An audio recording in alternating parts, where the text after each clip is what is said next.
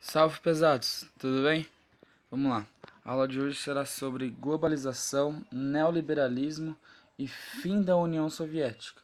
Tudo isso que vai gerar posteriormente o que nós conhecemos como nova ordem mundial. Começamos então pela globalização. Primeiro ponto que nós temos que relatar ou nós devemos tratar quando nós relacionamos a globalização é a questão das revoluções industriais. Nós tivemos três até o momento e estamos vivendo a quarta revolução industrial. A primeira revolução industrial marcada pelo ferro, pelo carvão, lá com a introdução das fábricas. A segunda motiva o imperialismo europeu, lá em 1884, com a Conferência de Berlim, onde os países europeus eles vão para a África em busca de aço e petróleo. A terceira acontece em meados do século XX, por volta do ano de 1950, com a introdução dos computadores e início da internet. E a quarta revolução industrial, que é a que nós estamos vivendo hoje, que é a revolução do meio técnico científico informacional. Essa quarta revolução industrial, ela movimenta o mundo atualmente e ela transformou o mundo de uma maneira muito surpreendente dentro de poucos anos. Transformou um mundo em uma grande quantidade em pouco tempo. Quais são os adventos dessa nova revolução industrial?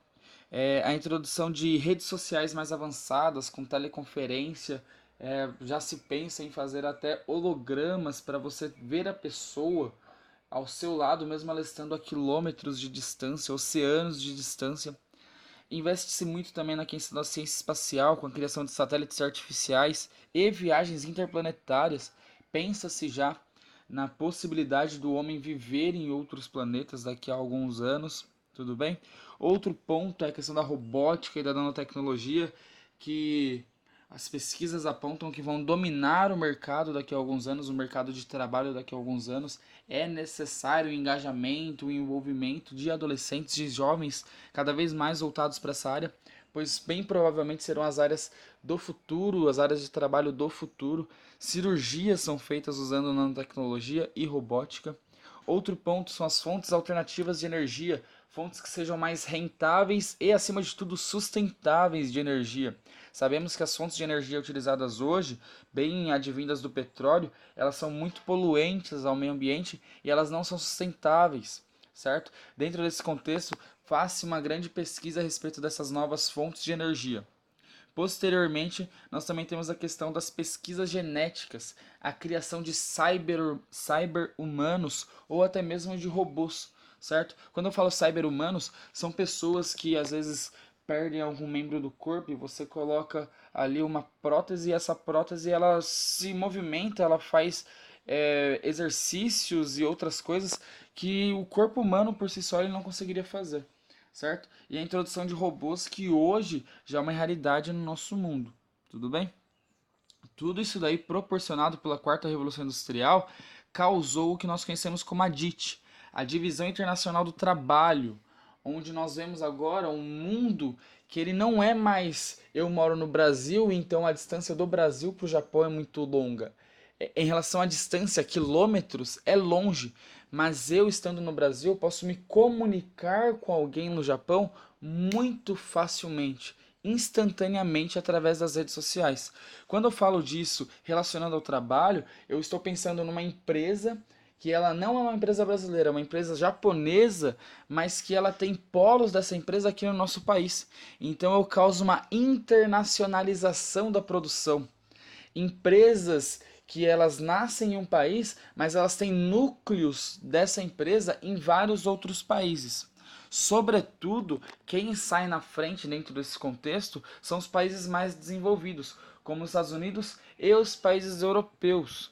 Esses países, por serem detentores, principalmente do capital, principalmente por serem detentores do dinheiro e das tecnologias, eles podem pegar as empresas que iniciam lá dentro do seu país e mandar essas empresas para os países que nós conhecemos como subdesenvolvidos. Se nós fizermos uma analogia com a questão geográfica aqui, são os países do norte versus os países do sul, os países desenvolvidos do norte com os países subdesenvolvidos do sul. Diante desse contexto, nós temos as empresas estadunidenses, empresas europeias que têm capital, têm tecnologia, mandam as empresas aqui nos países subdesenvolvidos, como o nosso, como é o caso do Brasil, para desses países elas arrecadarem lucro. E por que esses países desenvolvidos, eles se tornaram desenvolvidos? Muito por conta de uma prática econômica que é o que nós conhecemos como neoliberalismo. Quando o Estado não intervém na economia, o Estado concede mais liberdade para as empresas, garantindo a essas empresas, assim, então, uma maior possibilidade para arrecadação de lucro. Tudo bem? Dentro desse cenário, essas empresas, melhor dizendo, esses países que têm as empresas desenvolvidas, eles utilizam os outros países subdesenvolvidos para arrecadar os seus ganhos. O que esses países subdesenvolvidos têm como característica que vai proporcionar, que vai propiciar a arrecadação de lucro para os países desenvolvidos? 3 pontos básicos: mão de obra barata, matéria-prima e mercado consumidor. Uma empresa que sai dos Estados Unidos e vem para o Brasil se instalar aqui, não é que ela está pensando no povo brasileiro. Não, ela está pensando em si próprio. Ela está pensando que aqui no Brasil a mão de obra é muito mais barata do que se ele implantasse essa empresa no seu próprio país, lá nos Estados Unidos. Ele sabe que aqui tem matéria-prima abundante, tem uma grande quantidade de matéria-prima. Sendo que a empresa está aqui, mas aqui ela estará mais próximo dessa matéria-prima para a construção de seus produtos, para a fabricação de seus produtos. Estou usando a mão de obra, estou usando a matéria-prima, eu vou comercializar essa mercadoria que eu fabrico nesse país para vender para as pessoas desse país. E nós sabemos que essas pessoas elas vão consumir e vão consumir em grande quantidade, certo? Então eu busco aqui mão de obra, aqui não somente no Brasil, mas nos países subdesenvolvidos, mão de obra barata, matéria-prima e também mercado consumidor diante de todo esse cenário, certo? Mas nós devemos citar uma coisinha que é importante. Tanto a globalização quanto essa história do neoliberalismo, esse novo modelo liberal, onde o Estado intervém minimamente na economia, quando que ele surge? Então vamos lá, ele se desenvolve principalmente pós-Guerra Fria. A Guerra Fria é um período que vai ser marcado de 45 até 89 ou até 91. Ela vai ser caracterizada pela bipolaridade das ações econômicas. Países que se aliavam aos Estados Unidos versus países que se aliavam à União Soviética. Tudo bem? O que acontece? Vai chegar um momento desse contexto de Guerra Fria em que os Estados Unidos vão estar mais poderosos economicamente. E a União Soviética ela vai estar enfrentando uma crise interna por conta dos escândalos de corrupção que envolviam os próprios partidários, os próprios políticos da União Soviética, ok? A União Soviética ela vai acabar lá com Gorbachev e em 1991, na verdade, ela acaba com Gorbachev, mas a partir de 1989 ele já inicia propostas políticas para acabar, para levar ao fim a União Soviética. Quais são essas propostas políticas, professor? A primeira delas é o que nós conhecemos como perestroika, que é a abertura econômica do país. Então eu transformo a minha economia a fim de que eu possa trazer produtos de fora para dentro do meu país e também comercializar meus produtos com outros países. Algo que era inconcebível na União Soviética. Todo país que é teoricamente socialista, ele não comercializa com outros países que não sejam socialistas. E a União Soviética, através da perestroika, ela passou a fazer isso. Outro ponto que eles vão trabalhar é em cima da glasnost. E o que é glasnost? Mais simples ainda, é a abertura política, é um processo de transparência política, onde você não vai ter mais a censura aos meios de comunicação, você não vai ter mais o partido único dentro da União Soviética a partir de 89, você vai começar a abrir a possibilidade das pessoas conhecerem a fundo como que era a política do país naquele momento. Você tira então o controle ditatorial que a União Soviética, ou melhor dizendo, que os políticos da União Soviética faziam em cima daquele país. Tudo bem? Então, após essas mudanças proporcionadas por Gorbachev, a gente tem a introdução, ou Gorbachev, nós temos a introdução, ou vamos dizer assim, a vitória concedida aos Estados Unidos e ao seu modelo econômico, o seu modelo econômico capitalista dentro do cenário mundial. E eles se aproveitam disso para desenvolver, então, o que nós conhecemos, ou para serem os cabeças, os principais no desenvolvimento do que nós conhecemos como globalização.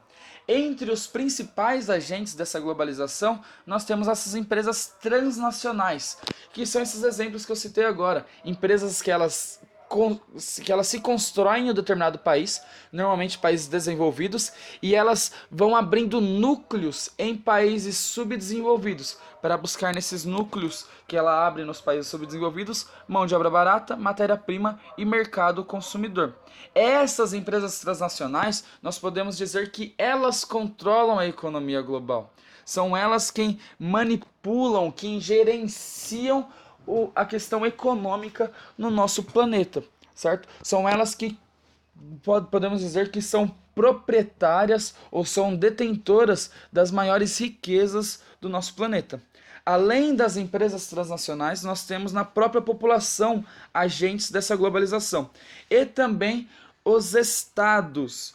Que estado, professor? Quando fala em estado, é São Paulo, Rio de Janeiro? Não, quando fala estado aqui são os países. Os próprios países se tornam agentes dessa globalização. Mas de que forma? Formando o que nós conhecemos como blocos econômicos. E o principal deles, quando vem à nossa cabeça, é a União Europeia.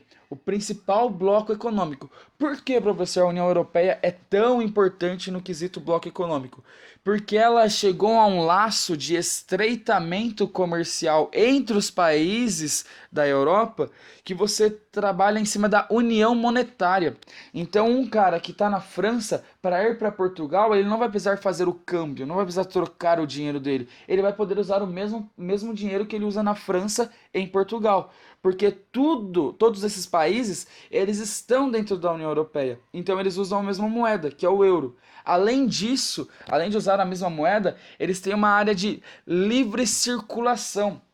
Então, um cara que sai da França e vai para a Alemanha, ele pode entrar sem necessário visto, porque são todos membros de um mesmo bloco econômico, e esse bloco econômico é a União Europeia. Tudo bem? Além da União Europeia, nós temos outros dois blocos que vale ressaltar. A NAFTA, que é onde faz parte Estados Unidos, Canadá, é uma zona somente de livre comércio, ok? E nós temos o Mercosul, que já é uma união aduaneira. Esses pontos específicos a gente pode explicar em uma outra aula, ok? Vamos lá. Diante desse cenário, nós também temos que dizer que relacionar novamente as empresas transnacionais aos setores que elas influenciam diretamente. Quais são esses setores, professor? Vamos lá. Primeiro deles é a questão da comunicação. Hoje em dia, se a Nike lançar uma propaganda lá nos Estados Unidos, automaticamente ela já vai ser lançada no Brasil, e também vai ser lançada na China, e também vai ser lançada na Coreia do Sul. Se ela coloca uma propaganda dela nas mídias sociais, ela vai se popularizar por todo o planeta. É uma questão de publicidade, de marketing. E dentro desse cenário, a comunicação ela se torna importantíssima, uma vez que as redes sociais são proeminentes, uma vez que as redes sociais elas são de grande importância para a expansão dessa comunicação, expansão desse marketing. Ok? Além disso, da questão da comunicação, nós também temos as transações financeiras. Hoje nós vivemos no que conhecemos como capitalismo financeiro. Então, os bancos detêm boa parte do lucro. Não é à toa que nós vemos comumente, vou investir dinheiro em outro país, porque lá o meu dinheiro vai render em outra moeda e assim eu posso arrecadar mais lucro.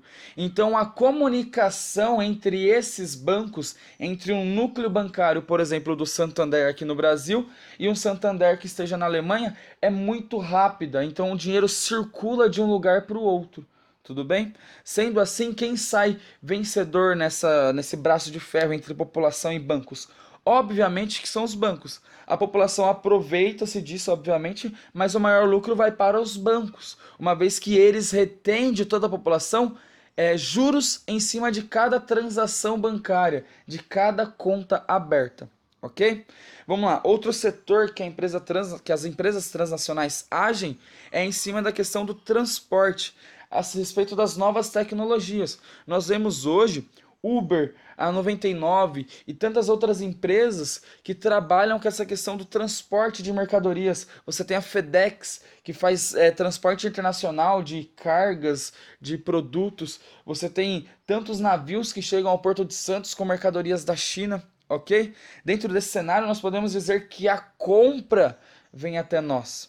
Então, quando nós compramos uma comida através do iFood, a comida vem até nós. Não nós mais somos necessários irmos até o restaurante. A comida vem até nós. Quando eu compro uma mercadoria no Wish, por exemplo, ela pode demorar 3 meses para chegar, mas ela vai chegar, tudo bem? Ou compro na Amazon, enfim, em qualquer outro lugar. Tudo bem? Então as empresas nacionais, transnacionais, elas trabalham dentro desses dois setores, setores da comunicação e do transporte. Mas professor, afinal de contas, quais são as consequências para tudo isso? Vamos lá, agora as consequências. O vídeo vai acabar ficando um pouco longo, mas vamos às consequências.